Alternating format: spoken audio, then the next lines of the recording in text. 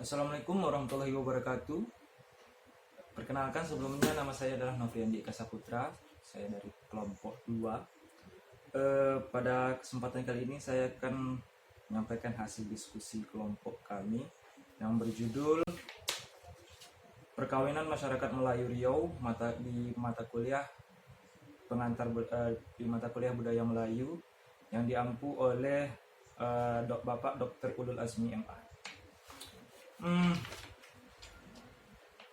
Langsung saja kita bahas tentang perkawinan di budaya Melayu ini. Setiap suku bangsa di dunia ini mempunyai adat perkawinan yang berbeda-beda. Hal ini sangat dipengaruhi oleh beberapa faktor, di antara lain keadaan geografis, agama, budaya, ekonomi maupun bangsanya. Kemudian salah satu adat istiadat yang tetap terpelihara di masyarakat hingga saat ini tentang perkawinan adat itu adalah di budaya Melayu, di masyarakat Melayu. Meskipun ada kontaminasi dari perkembangan zaman, tetapi masyarakat Melayu ini masih berpegang teguh dengan prinsip-prinsip adat Melayu dan tetap menjunjung tinggi makna-maknanya. Di dalam prosesi upacara pernikahan adat budaya Melayu ini ada terdapat 3 proses, 3 tahap.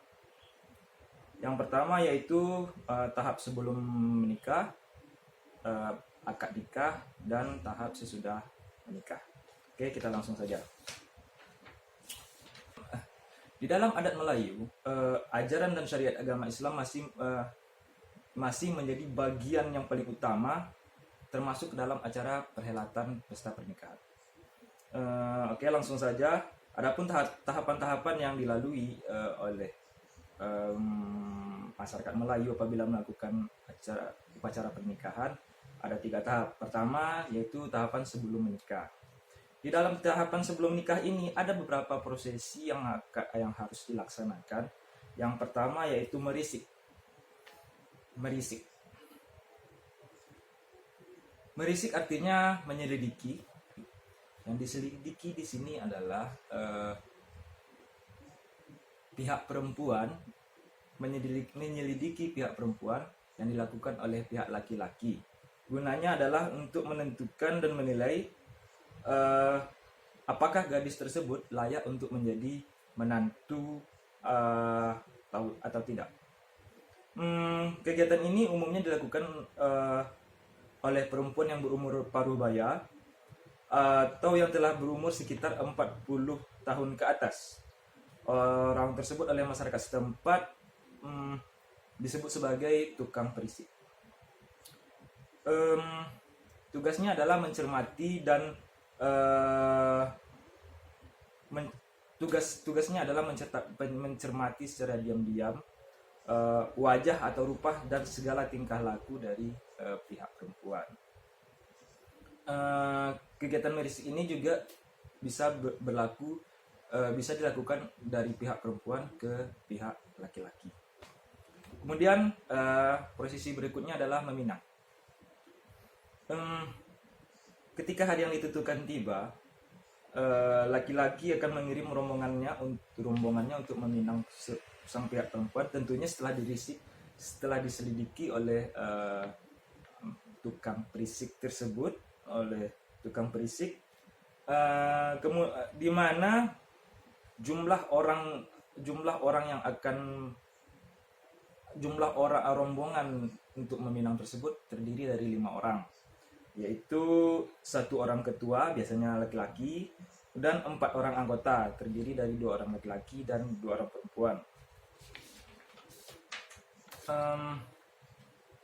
Yang menjadi ketua rombongan itu adalah orang yang bijak dan santun dan berbicara, dan bisa berpantun atau berseloka. Jika dalam kerabatnya tidak ada yang seperti itu, maka bisa diminta tolong kepada orang lain.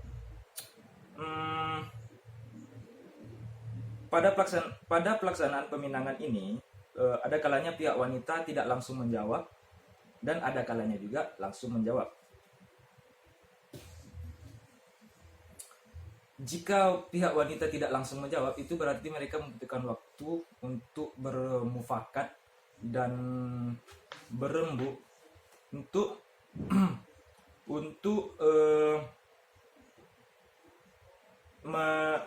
untuk mengetahui tentang laki-laki yang dijodohkan dengan perempuan tersebut.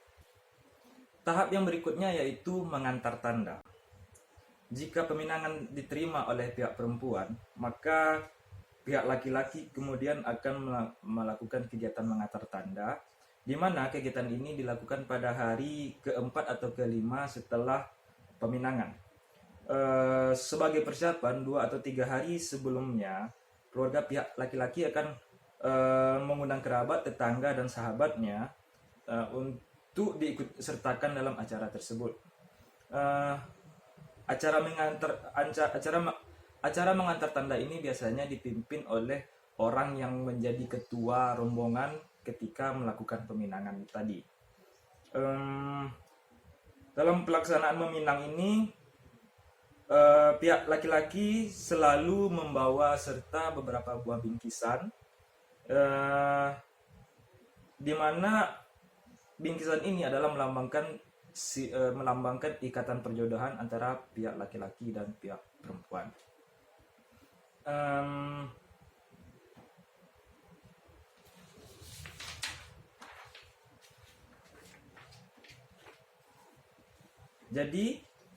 Jadi kesimpulannya, mengantar tanda ini adalah sebagai bentuk pengikatan perjodohan di mana selalu dipersiapkan seperti sebentuk cincin dengan ukuran sesuai dengan tingkat sosialnya. Setelah itu kita masuk ke tahap berikutnya, yaitu mengantar belanja. Dalam tahap ini, pihak laki-laki datang ke rumah si gadis dan mengantarkan keperluan belanjanya. Biasanya dalam hantaran belanja ini, masyarakat Melayu ini selalu menyiapkan alat-alat barang-barang yang dalam jumlah bilangan ganjil. Makna yang terkandung dalam jumlah ganjil ini adalah setiap hantaran diberikan terkait dengan nilai-nilai agama Islam, di mana agama Islam itu selalu menyukai angka-angka ganjil, seperti contoh 99 Asmaul Husna. Dan menurut kebiasaannya, barang-barang yang terdapat di dalam hantaran belanja ini adalah seperti 1 set bahan pakaian kebaya dari tenunan siak atau lebih. Jadi bisa 1 set, bisa 2 set atau lebih. Kemudian 1 set bahan pakaian kebaya dari jenis kain lainnya atau lebih. Kemudian ada perlengkapan sholat, ada tas tangan, selop dan sepatu. Kemudian ada juga handuk, ada selimut, bahan untuk berhias. Kemudian ada juga bunga rampai secukupnya, dan pakaian dalam, serta bahkan ada yang menyerahkan seperangkat peralatan tidur komplit. Nah, maksud yang terkandung dari pelaksanaan ini adalah sebagai tanda tanggung jawab dan rasa kebersamaan dari pihak laki-laki, terutama sebagai itikat pihak laki-laki untuk membina rumah tangga dengan perempuan tersebut secara bahagia, rukun, damai, sakinah, mawaddah dan warahmah. Dan juga di sini tertanam sifat kegotong royongan. Setelah mengantar belanja, maka kita masuk ke proses yang berikutnya, yaitu mengajak dan menjemput. Acara mengajak dan menjemput di sini adalah persiapan yang dilakukan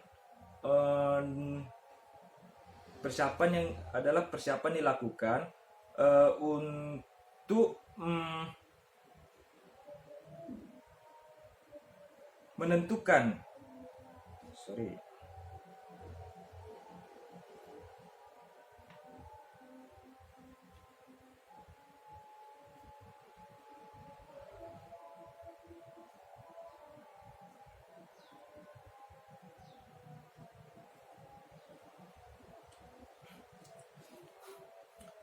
setelah mengajak mengajak mengajak dan menjemput adalah acara atau kegiatan yang merupakan bagian dari persiapan untuk melaksanakan pekerjaan dalam acara resepsi pernikahan. Nah, di dalam pekerjaan ini yang dijemput hendaklah orang yang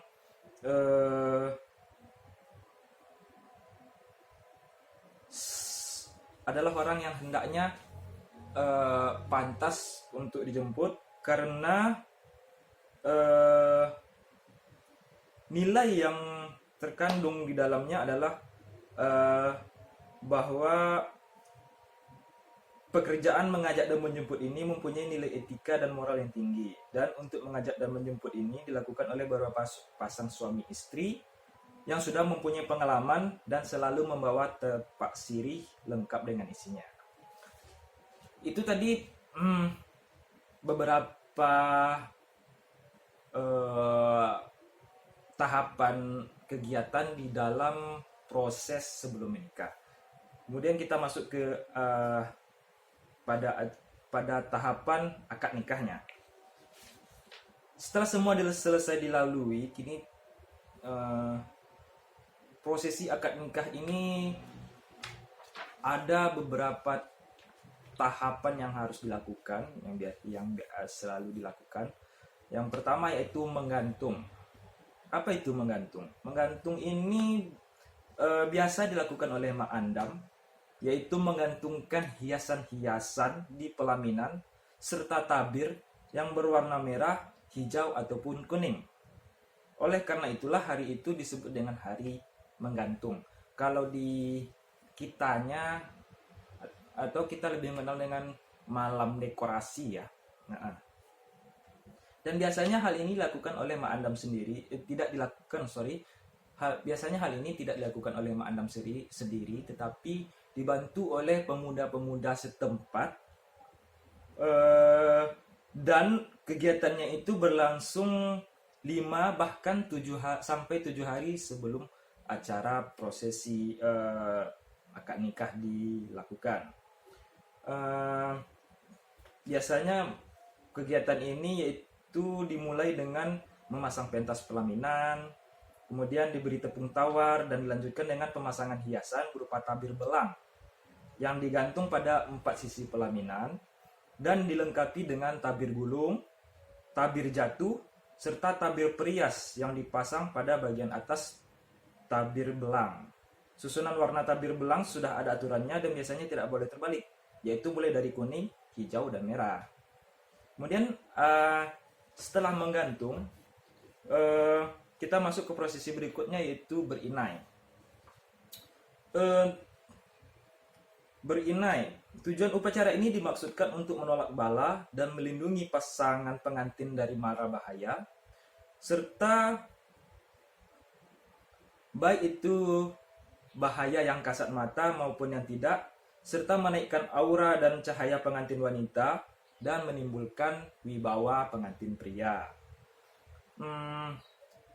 Makna simbolik yang terkandung dalam penginaian ini adalah hidup baru. Artinya dengan berinai, sepasang muda-mudi telah siap melangkahkan kakinya untuk memasuki kehidupan rumah tangga. Adapun cara-caranya yaitu untuk pengantin laki-laki diawali dengan berbaringnya pengantin di atas tikar yang terbuat dari pandan. Kemudian kedua telapak tangan dan kaki beserta ujung kuku jari-jarinya diolesi dengan inai. Sementara untuk pengantin perempuan tidaklah seringkas pengantin laki-laki. Banyak hal yang harus disediakan untuk menginai pengantin perempuan. Adapun yang harus dipersiapkan biasanya itu lilin dan selembar kain panjang. Pelaksanaannya pun diawali dengan dibaringkannya pengantin perempuan ini di selembar tikar dari pandan, kemudian ditutupi dengan tabir.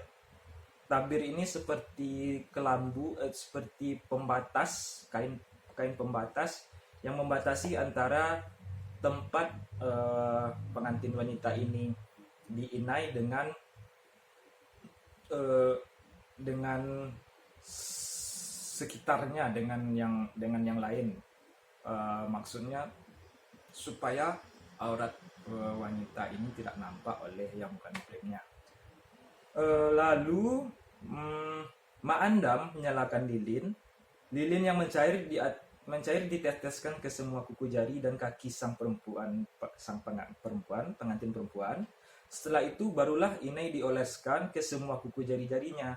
Selanjutnya sang pengantin diselimuti dengan kain panjang yang sekaligus berfungsi sebagai selimut tidur. Nah, gunanya adalah supaya pada pagi harinya sang pengantin bisa mencuci telapak tangan kakinya serta jari-jarinya yang ditempeli dengan inai tersebut. Dengan demikian, sang pengantin dapat melaksanakan sholat subuh dengan sempurna. Setelah berinai ini selesai dilaksanakan, barulah masuk kita ke proses berendam. Upacara ini biasanya lazim dilaksanakan pada malam berinai, yaitu setelah malam berinai, dan tujuannya adalah untuk membersihkan sang calon pengantin dari kotoran dunia sehingga hatinya menjadi putih dan suci. Berandam pada hakikatnya adalah melakukan pencukuran bulu roma pada wajah dan tengkuk calon pengantin wanita sekaligus juga membersihkan mukanya. Berandam untuk calon pengantin laki-laki biasanya hanya mencukur rambut yang ada di kepala saja. Kemudian untuk proses ini, untuk pengantin pria, untuk pengantin wanita memang selalu sedikit lebih rumit, karena di prosesi ini calon pengantin perempuan yang dicukur itu adalah rambut yang tumbuh tipis di tengkuk, pelipis, dan dahi. Khususnya untuk calon pengantin perempuan biasanya dilakukan sehari sebelum akad nikah. Untuk keperluan ini, peralatan yang digunakan biasanya adalah gunting rambut beserta pisau cukur, kemudian sebutir buah kelapa yang dikupas kulitnya dan dibentuk menyerupai gunung, kemudian dililiti dengan benang 5 warna, merah tua, biru tua, hijau tua, kuning, dan putih. Kemudian kain putih yang panjangnya 2 hasta atau 1 meter, kemudian 2 batang lilin. Sebelum berandam dilakukan, calon pengantin perempuan dimandikan oleh Mak Andam. Dimandikannya ini dengan air basah dan disudahi dengan mandi langir. Biasanya ya airnya itu adalah air yang dicampur dengan sejenis akar yang mengeluarkan lendir dan dicampur dengan perasan jeruk nipis. Selanjutnya adalah pemotongan rambut itu sendiri. Untuk itu kedua bahu calon pengantin diselimuti dengan kain putih dan panjangnya sekitar 2 hasta atau 1 meter, atau jika kita pergi ke tukang cukur, biasanya kain seperti yang dipakai oleh tukang cukur untuk menutupi badan dan baju kita supaya tidak terkena rambut yang berjatuhan ketika dicukur. Sementara itu, Mak Andam mengambil gunting rambut lalu membacakan mantra. Sebagai catatan, setiap Mak Andam mempunyai mantra-mantranya sendiri. Saya tidak tahu mantranya ini apa, tapi biasanya kalau orang Melayu, mantra-mantranya ini berupa bacaan-bacaan ayat suci. Oke. Maknanya yang terkandung dalam upacara berandam ini adalah untuk pembentukan keindahan lahiriah guna perwujudan kecantikan batiniah. Setelah berandam, maka bisa kita melanjutkan ke acara berikutnya, yaitu akad nikah. Pada prosesi akad nikah ini tempatnya biasanya di depan pelaminan. Disitulah sepasang calon pengantin duduk berhadapan dengan seorang qadhi dan 2 orang saksi di atas bunta. Tidak jauh dari tempat itu biasanya ada 2 batang lilin yang diletakkan. Batang lilin itu biasanya diletakkan di atas sebuah tempat atau wadah yang terbuat dari tembaga. Sebelum akad nikah berlangsung, Qadi meminta calon pengantin laki-laki untuk mengucapkan kalimat istighfar 3 kali, syahadat 3 kali, dan salawat kepada Nabi Muhammad SAW. Selain itu, Qadi juga mengajarkan lafaz ijab kabul agar dalam akad nikah yang sebentar lagi akan dilakukan dapat berjalan dengan lancar. Guna saksi di sini adalah untuk sebagai pengesahnya pernikahan. Jadi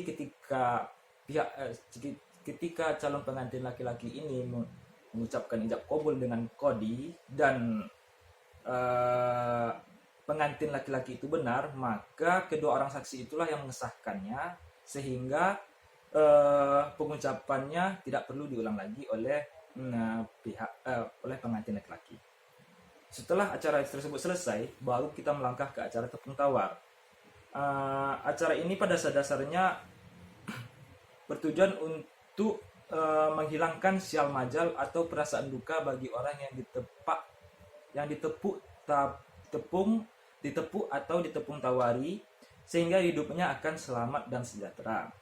Pelaksanaannya sendiri diawali dengan menaikkan pengantin ke perempuan terlebih dahulu ke pelaminan, atau bahasa Melayunya peterakne, yang diikuti oleh pengantin laki-laki. Setelah keduanya duduk di pelaminan, seorang kakek atau nenek atau orang yang dituakan dari pihak pengantin perempuan diminta untuk memulainya. Selanjutnya baru dilakukan secara bergantian. Makna simbolik yang terkandung dalam kegiatan ini adalah kesejukan, keselarasan, dan kesejahteraan.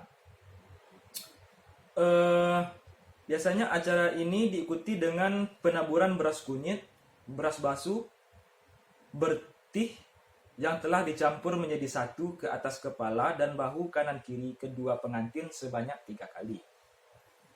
Penaburan ini juga merupakan simbol kesejahteraan.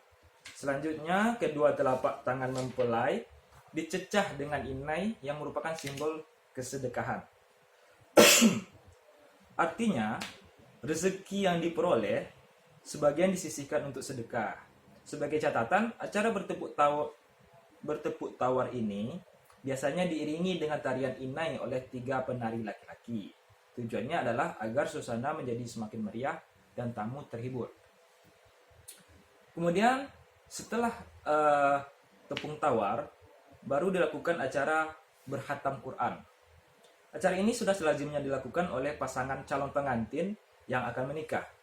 Para orang tua biasanya akan mengizinkan anaknya untuk menikah bila putra dan putrinya dinilai sudah pandai mengaji.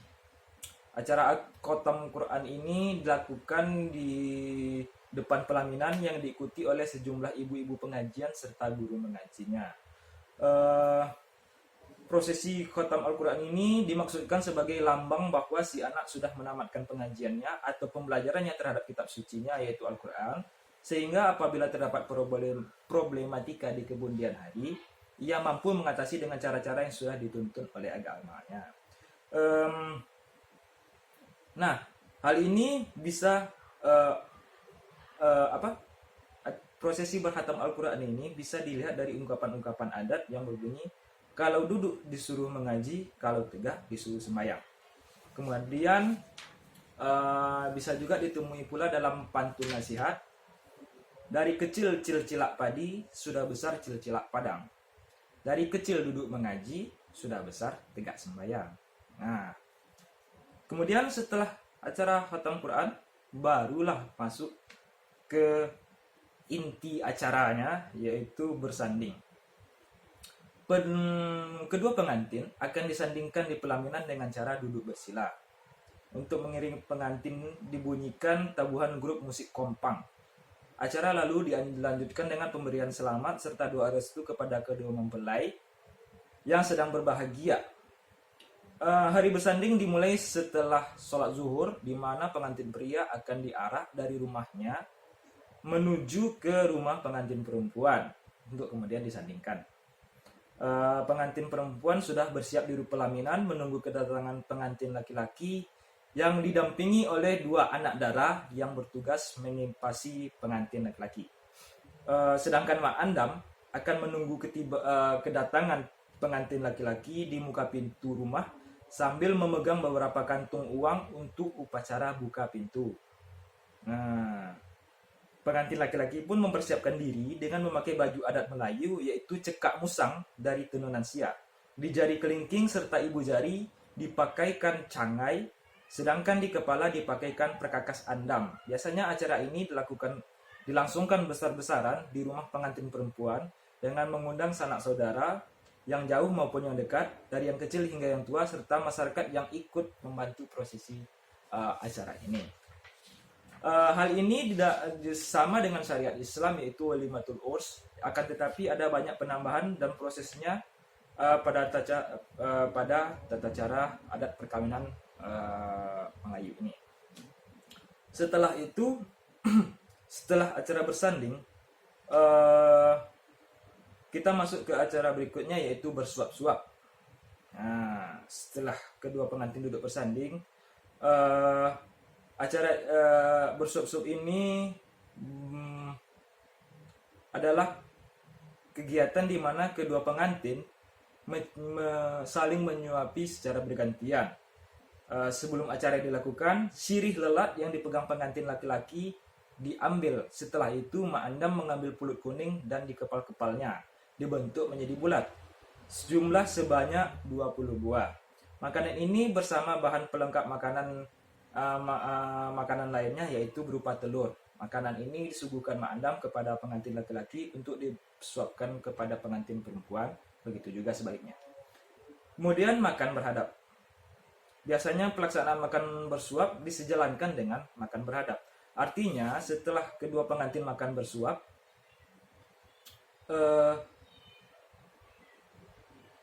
kemudian mereka akan makan berhadap. Saat kedua pengantin makan berhadap, maka undangan pun disuguhi dengan makan dan minum. Untuk jemputan orang perempuan biasanya makan di dalam, sedangkan kaum laki-laki makan di luar rumah atau di luar rumah tempat dilangsungkannya persandingan mempelai wanita dan perempuan. Tempat makanan yang disiapkan di bangsal itu yaitu meja yang terbuat dari 3 keping papan, sedangkan tempat duduknya dari sekeping papan. Meja dan tempat duduk dipasangkan berjejer berpanjang memenuhi bagian bawah bangsal. Jemputan akan berhidang, maksudnya segala hidangan yang dipersiapkan untuk 3-5 orang. Kemudian setelah kedua proses mulai dari sebelum dan pas akad nikah ini selesai, kita akan melangkah ke proses berikutnya, yaitu proses setelah perkawinan. Di dalam proses setelah perkawinan ini ada beberapa prosesi yang harus dilakukan di dalam budaya Melayu, Yang pertama yaitu menyembah. Menyembah ini berlangsung sebelum pengantin dibawa masuk ke bilik oleh Mak Andam, atau sebelum maghrib, atau biasanya sebelum sholat isya. Seusai acara siang, kedua pengantin makan malam bersama-sama dan kemudian menyembah kepada kedua orang tua pengantin perempuan, termasuk kerabatnya. Urutannya diatur oleh Mak Andam, dimulai dari kakek, nenek, ayah, emak, abang, kakak, adik, pak long, mak long, pak cik, mak cik, dan seterusnya yang masih ada kekerabatan dekat dengan pihak perempuan. Seringkali dalam acara menyembah ini pengantin perempuan bertangis-tangisan dengan emak atau kerabat perempuan yang lainnya. Setelah selesai acara menyembah di rumah pengantin perempuan, barulah kedua pengantin menuju ke rumah orang pengantin laki-laki untuk menyembah orang tua pengantin laki-laki dan para kerabatnya. Prosesi ini dimaksudkan untuk memohon ampunan kepada orang tua dan memohon untuk didoakan agar bahtera rumah tangga yang akan mereka jalankan selalu diberi keselamatan, kesejahteraan, dan kebahagiaan hingga di kemudian hari hingga ajal menjemput. Kemudian berambih. Setelah acara bersanding selesai, maka pada malam harinya pengantin laki-laki hanya boleh tidur sendirian di atas pelaminan, karena menurut adat zaman dulu ya, kedua pengantin tidak diperbolehkan tidur bersama pada malam pertama selain bersanding. Bahkan sampai kurang lebih selama 1 minggu pengantin laki-laki mesti tidur sendirian di atas pelaminan. Masa ini oleh masyarakat setempat disebut dengan masa belum bertegur. Untuk mempercepat habisnya masa itu, biasanya pengantin laki-laki harus bisa menarik perhatian pengantin perempuan. Caranya yaitu salah satunya dengan cara meletakkan tempat uang di atas bantal sang istri sewaktu dia meninggalkan rumah. Peletakan itu tentunya akan mudah diketahui oleh sang istri, yaitu ketika sedang membersihkan tempat tidurnya, dan ini pada gilirannya akan membuat adanya komunikasi sehingga terwujudnya tegur sapa, makan bersama, dan akhirnya tidur bersama.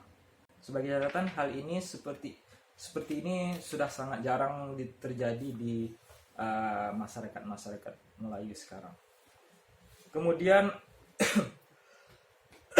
ada acara mandi taman. Setelah semua kegiatan mulai dari hari menggantung hingga semuanya selesai, maka semua prosesi harus dilalui. Setelah semua prosesi dilalui, maka tata cara adat tidak berhenti hanya sampai di situ. Keesokan harinya masih ada prosesi yang harus dilakukan, yaitu mandi damai atau mandi taman.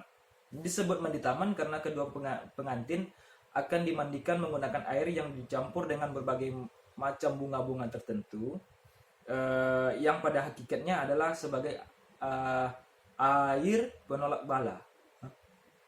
Kegiatan ini mencerminkan rasa syukur kepada Allah yang telah memberikan berkat atas terlaksananya acara ini hingga selesai, dan sebagai rasa terima kasih kepada kaum kerabat dan handai taulan yang telah ikut berpartisipasi untuk mewujudkan acara ini sehingga bisa terlaksana dengan baik.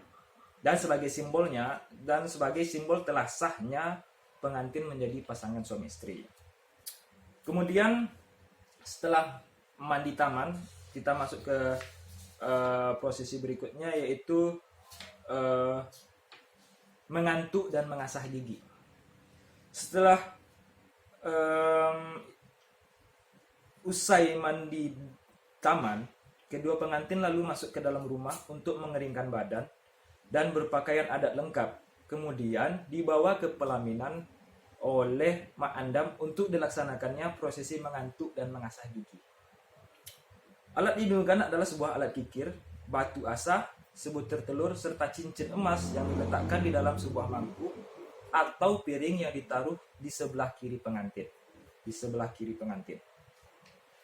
Untuk mengantuk dan mengasah gigi ini dilakukan oleh orang tua dan kerabat laki-laki maupun perempuan. Cara pelaksanaannya ialah orang tua yang dipanggil atau dihimbau naik ke pelaminan, dengan kemudian mengambil telur ayam yang telah disediakan dan kemudian mengantuk telur tersebut ke gigi kedua pengantin. Kemudian mengantuk cincin emas ke gigi kedua pengantin dan mengambil batu asah ataupun kikir untuk mengikir ke gigi kedua pengantin dengan cara digoreskan. Begitu seterusnya dilakukan bergantian oleh orang-orang tua yang dimintakan untuk melaksanakannya. Setelah proses tersebut selesai, maka pengantin laki-laki akan tinggal di rumah orang tua pengantin perempuan atau mertuanya. Prosesi terakhir setelah semua acara resmi dilalui adalah malam mengunjung mertua. Pengantin perempuan dan suaminya serta kaum kerabatnya akan mengunjungi rumah orang tua pengantin laki-laki sebagai bentuk kunjungan daripada pengantin perempuan kepada mertuanya. Biasanya dalam acara ini orang tua yang dikunjungi akan memberikan nasihat-nasihat kepada kedua pengantin dan tunjuk ajar serta memberi cenderamata kepada sepasang pengantin. Nah, kesimpulan dari upacara perkawinan masyarakat Melayu Riau ini adalah nikah dan kawin bagi orang Melayu dianggap sangat sakral, religius, dan suci.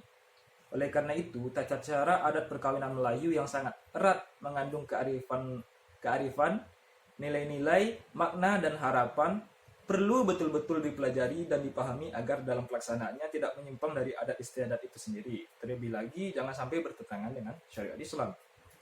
Tanggung jawab melestarikan adat Melayu ini adalah tanggung jawab kita semua sebagai rumpun Melayu. Hakikatnya, adat bukan saja menjadi acuan tamadun bangsa Melayu sejak dari dulu hingga sekarang, menjadi tetapi juga menjadi suatu keseimbangan yang selaras pada jati diri orang Melayu. Apabila seseorang menganut Islam, ia disebut juga sebagai orang Melayu karena Melayu sudah diidentikan dengan agama Islam. Oke, demikianlah tadi pembahasan tentang materi kelompok kami, kelompok 2. Ada pertanyaan? Tidak ada? Beda. Bagus. Maka saya akhiri sampai di sini presentasi saya. Mohon maaf bila ada kekurangan dan